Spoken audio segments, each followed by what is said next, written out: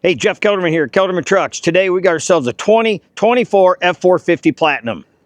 So it's a nice, simple, clean build we have here. Customer wanted our 5 to 6 inch kit because he wanted to run these 37-inch wheels. So the front kit consists of, all the bracketry we need to run the 5-inch lift. We've got the Kelderman Raptor shocks that are tuned to the airbag to give you the optimum ride.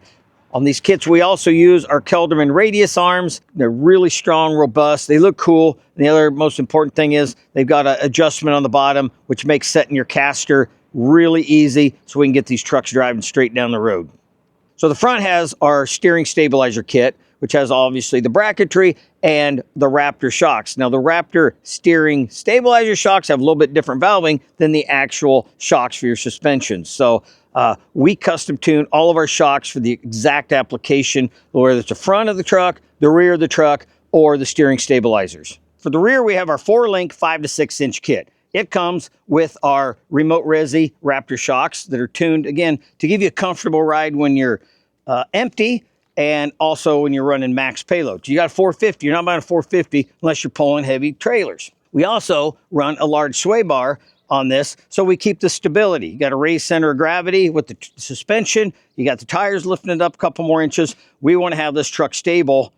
Because when you're driving down the road, you never know what kind of debris. You might have your trailer on. You got windy roads. We want this truck to have the most optimal handling possible. We're running the 3H control system on this. This is an airlift ECU controller with the 4 sensors, one on each corner. We run dual via air compressors.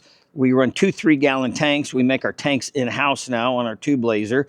And we also have a dryer on that that's going to keep the moisture out because you don't want moisture freezing up the system in the winter. With all the air going through the dryer, we've got a purge button inside. You hit it a couple times a day. It keeps all the moisture out of the tanks, keeps it out of the manifold, allows you to run this in cold winter months trouble-free. When you got onboard air, there's going to be a time where you're going to be glad you did, because whether it's a low tire on your truck, your trailer, your ATV, your motorcycle, kids' toys at the beach, we've got onboard air up to 150 PSI. We can actually adjust it to go up to 175 if needed. So having your coupler here, you have an air hose in the back or under the seat, you're set in the time of emergency.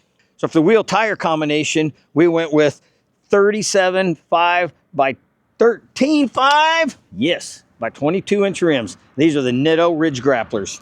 Got to take my glasses off so I can see better. And our wheels are fuel forged. These are 22s. On the front, we went with super singles. So what makes that a little bit of a challenge you run super singles is you've got to do a lot of trimming on the factory mud flap. We actually push the axle forward just a little bit for some additional clearance. Then on the front, we've got a lot of time in this. So we actually cut these, weld them back together, and painted it to give you this extra clearance. Otherwise, you're clearing here another inch, and these tires will rub with super singles. So we're in the process now of 3D printing these. Going to make it pretty easy. So the next one we do, we'll slap them out on the 3D printing.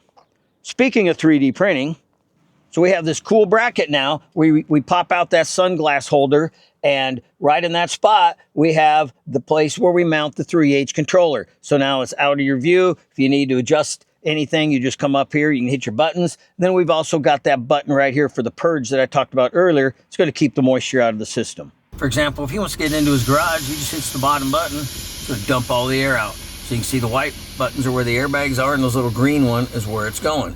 So we got all the air out of it. If we want to go back out to ride height, we hit that center button. You're going to see these green marks. That's where the airbags are going to go. Hit that a couple times. Goes right back up to ride height. It's going to kick the compressors on. We're ready to rock and roll. Thanks again for watching our video. We really appreciate it. You can follow us on our social media platforms listed right here. Don't forget to like, comment, subscribe. Most importantly, hit that bell so you won't miss another video. If you want to watch our last video, click on the link in the description below. Again, thanks for watching, and we'll see you on the next video.